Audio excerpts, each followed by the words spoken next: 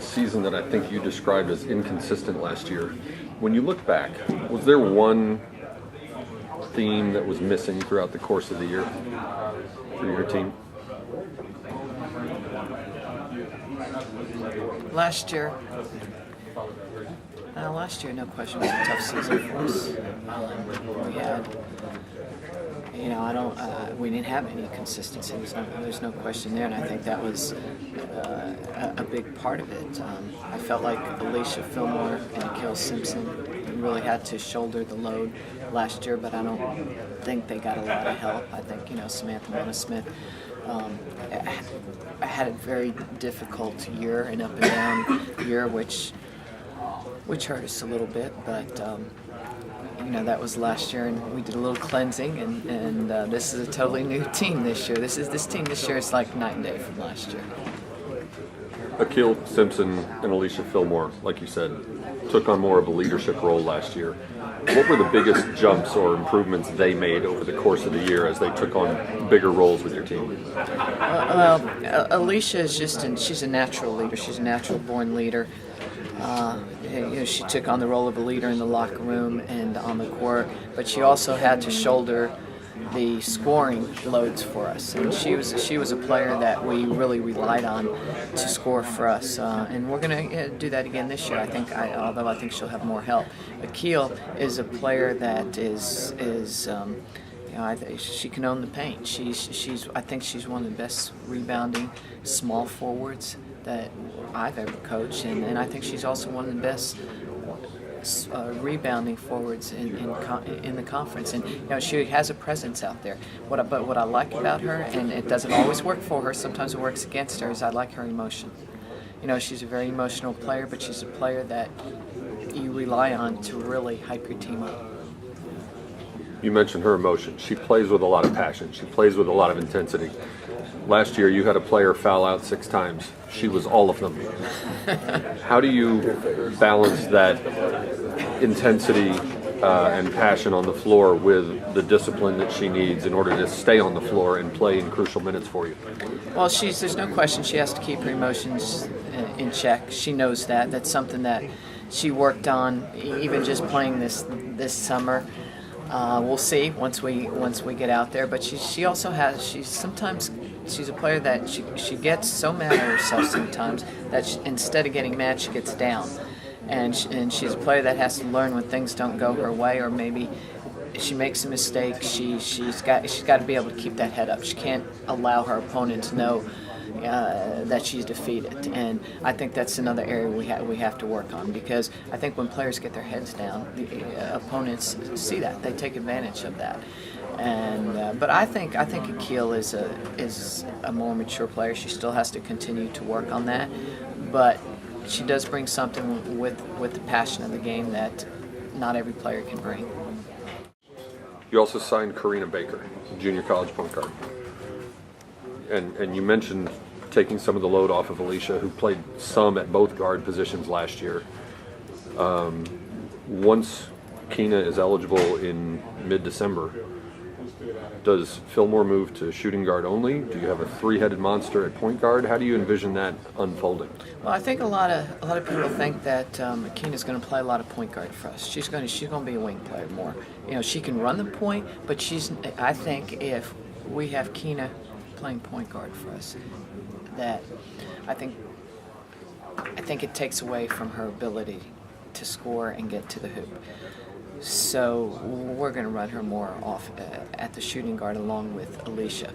So Karina's going to have to play a lot for us. And I think Kristen Askew has really worked on her game in the summer. I see a lot of nice things with Kristen in practice, but they also have to be more of an offensive threat and be able to score for us, as well as Crystal Johnson. The area that I challenge our point guards is, and this is a league, Conference USA has some great point guards in this league.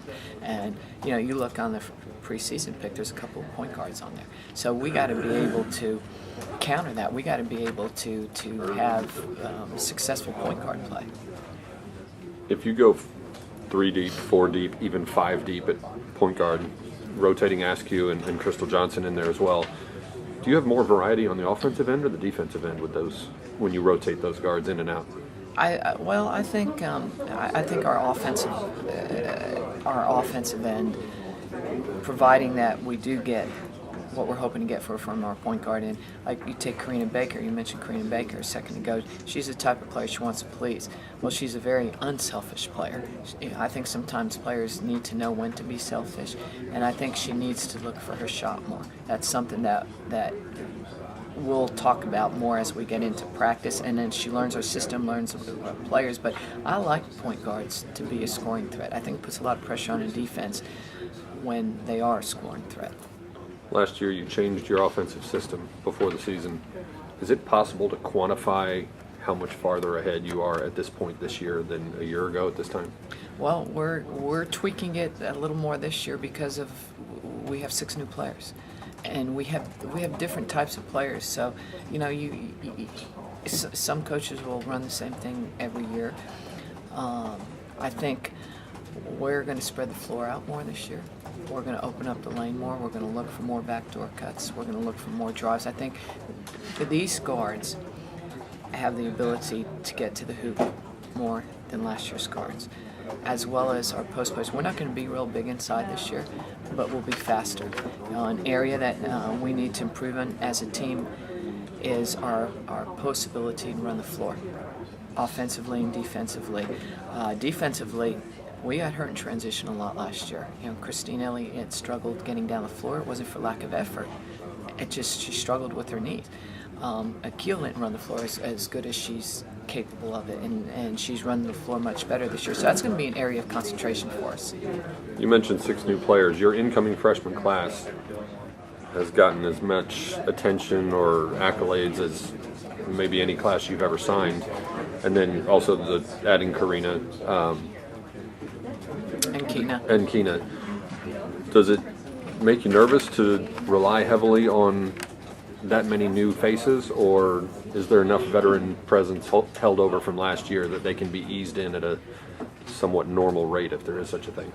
Well, first of all, the beauty of having a young class come in that gets the attention that they do is sometimes it doesn't always sit well with the rest of your team, which is good in a sense. It makes it very competitive, and I don't mean that I mean that in a positive sense. Is you can see the competitiveness in practice, and that's what you want. It's how you get better. You don't get better by being nice to each other on the court. You save that for the locker room. You've got to be competitive. So I think the attention that our freshman class has gotten has actually been good for our team and the competitiveness. Now, will we have to rely on youth? Some we will, especially early on until we get players back, until we get Keena eligible.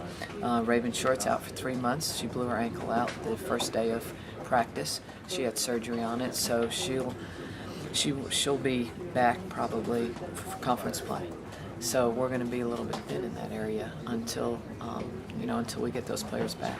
So who benefits more, the freshmen who are coming in and learning about the increased intensity and speed and energy of the college game, or the veterans who are being pushed by these talented freshmen coming in behind them? Well, I think really both, because it's open, but our veterans are going to have to play. I mean, they're going to have to play. The freshmen, it's an opportunity for them to play, and it's an opportunity to say, hey, show me what you can do. And it's with Raven now, because Raven was playing, she was playing very well, and she started to come on at the end of last year, just as a couple other players, and so I think when we had individual workouts, just watching some of the things she did, I saw a more confident Raven. So now that leaves us with we're a little thin at the 3 position. And so like a Farron Bell, who's a freshman and a 3 player, it's an opportunity for her and Gabby Wilkins to step in and say, okay, coach, I can play under these circumstances. I'm ready to step in and play. So we'll see.